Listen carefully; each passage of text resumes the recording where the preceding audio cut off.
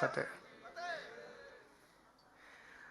दोस्तों, आज हम सब लोग गुरु गोविंद सिंह जी के साहिबजादों और माता गुजरी देवी जी की सुप्रीम शहादत, माता गुजरी कौर जी की सुप्रीम शहादत को नमन करने के लिए इकट्ठे हुए हैं।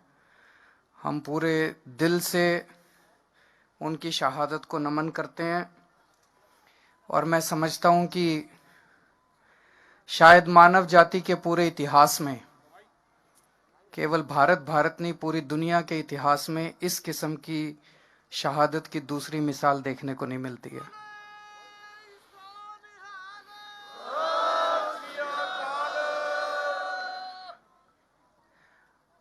आज हमारे देश के किसान दिल्ली के बॉर्डर पे यहां पे आए हुए हैं।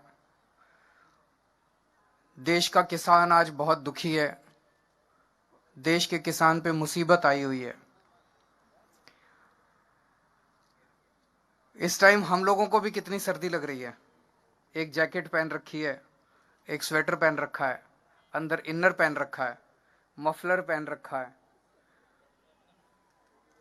आप सोचो, रात को जब इतनी ठंड हो जाती है, खुले आसमान के नीचे सड़क के ऊपर हमारे किसान भाई, माताएं, बच्चे पिछले 32 दिनों से सोने को मजबूर हैं। आखिर क्यों?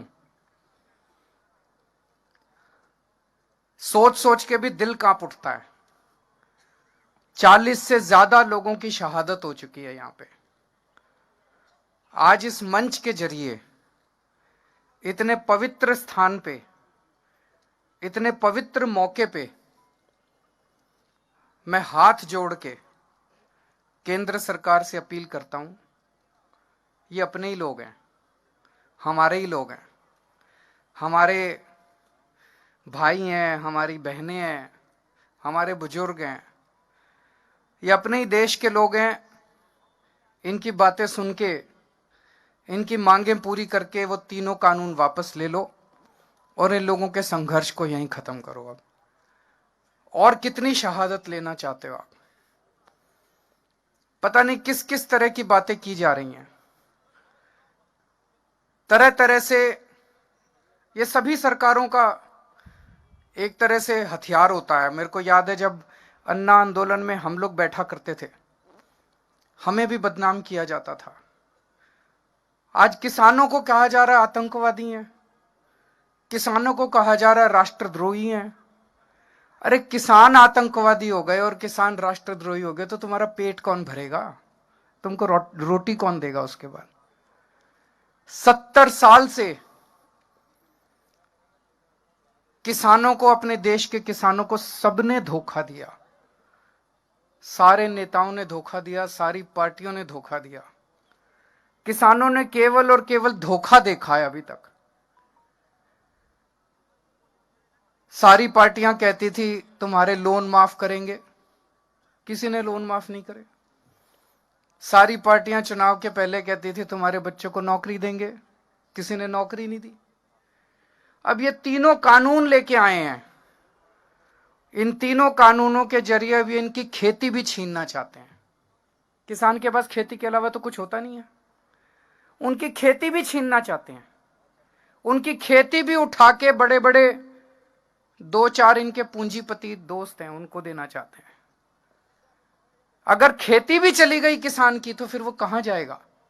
और तो तुमने इनके लिए कुछ करा नहीं। खेती करता है बेचारा किसान। खेती भी चली गई तो किसान कहां जाएगा फिर?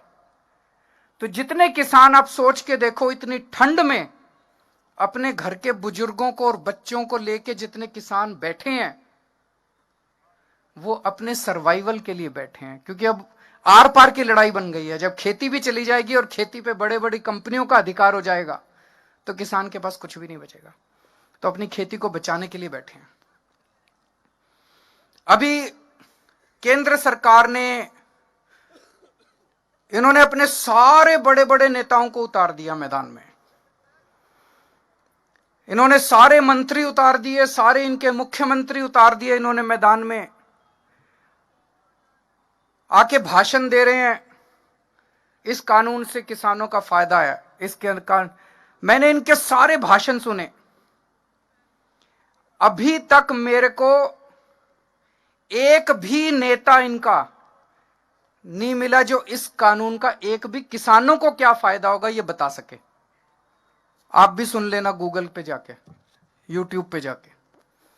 जितने ये बड़े बड़े नेता आते हैं सारे क्या कहते हैं? कहते हैं जी हम बताएंगे क्या फायदा होगा। बताओ जी। कहते हैं इससे आपकी जमीन नहीं जाएगी। तो ये कोई फायदा हुआ? जमीन तो है ही आज हमारे पास। इससे आपकी एमएसपी नहीं जाएगी, तो ये कोई फायदा हुआ? इससे आपकी मंडी नहीं जाएगी, ये कोई फायदा हुआ? तो फिर कानून क्यों लाए हो? कानून फाड़ के फेंक दो। आज भी नहीं गई, कानून फाड़ के फेंक। तो इनको कोई फायदा नहीं बता रहे, वो कह रहे कोई नुकसान नहीं होगा, किसानों का कोई नुकसान नहीं होगा। तो फायदा किसका होगा? फायदा उनका होगा। यह साफ जाहिर है कि किसानों का कोई फायदा नहीं है। फिर एक फायदा बताते हैं ये, क्या फायदा? कहते हैं अब किसान मंडी के बाहर पूरे देश में कहीं भी अपनी फसल बेच सकता है। बताओ जी कहां बेचे? मैंने पूछा इनसे, मैंने कहा अभी बिहार में मंडी नहीं है, 800 रुपए क्विंटल बिक रहा है वहां पे फसल, तो आप यही बता दो 1850 एमएसपी है, 1850 से ज्यादा दाम पूरे देश में कहां बिक रहा है जहां हमारा बिहार और उत्तर प्रदेश का किसान जाके बेच ले? कोई जगह बता दो। मंडी के बाहर तो आधा दाम मिल रहा है, मंडी के बाहर तो 50% दाम भी नहीं मिल रहा। तो ये तो कोई फायदा नहीं हुआ। तो फायदा एक भी नहीं बता पा रहे ये लोग किसानों को। फायदा केवल और केवल पूंजीपतियों को है। केवल तो आज पूरा देश दो भागों में बटा हुआ है। एक वो लोग हैं, कुछ लोग हैं जो उन पूंजीपतियों को फायदा पहुंचाना चाहते हैं करोड़ों किसानों का नुकसान करके। एक वो लोग हैं जो किसानों के साथ खड़े हैं, और 4-5 पूंजीपतियों को नुकसान हो जाए तो क्या फर्क पड़ता है? अगर करोड़ों किसानों का फायदा हो रहा है तो उसके साथ खड़ा है देश। एक ये आरोप लगा रहे हैं किसानों को गुमराह किया जा रहा है। मैं आज यहां से चैलेंज करता हूं, मैं चैलेंज करता हूं केंद्र सरकार अपने सबसे बड़े, जिसको भी इसका पता है वो आ जाए, और हमारे किसानों के नेता आ जाएं और पब्लिक में डिबेट कर लें दोनों को, किसको ज्यादा जानकारी है। कहते हैं किसानों को जानकारी नहीं है, किसान बता देंगे।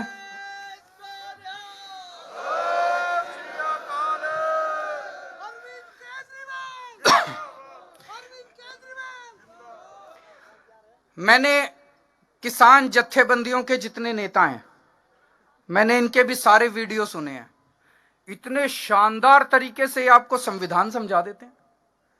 इनको सारा संविधान पता है, इनको सारा कानून पता है।